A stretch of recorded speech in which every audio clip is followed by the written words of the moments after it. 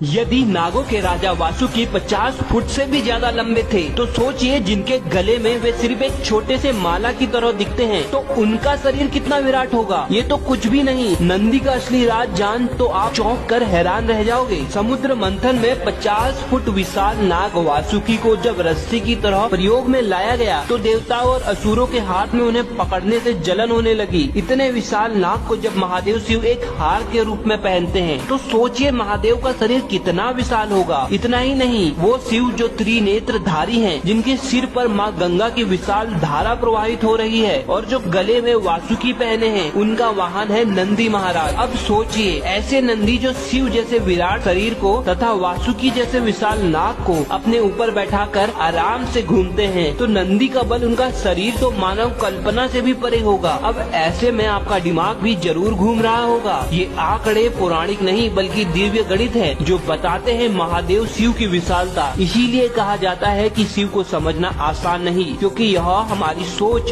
तथा कल्पना से भी परे है। पूरा ब्रह्मांड उनमें समाया हुआ है। हर हर महादेव।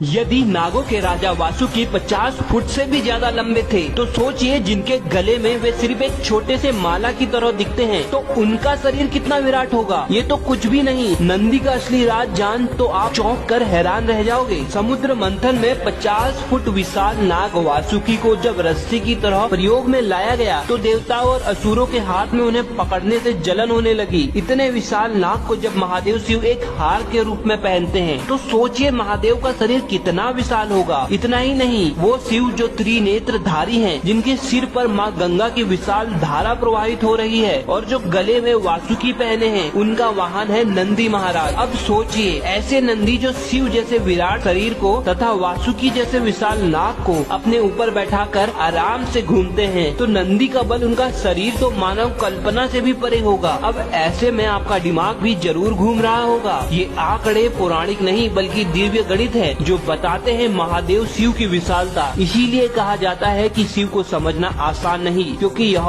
हमारी सोच तथा कल्पना से भी परे है। पूरा ब्रह्मांड उनमें समाया हुआ है। हर हर महादेव।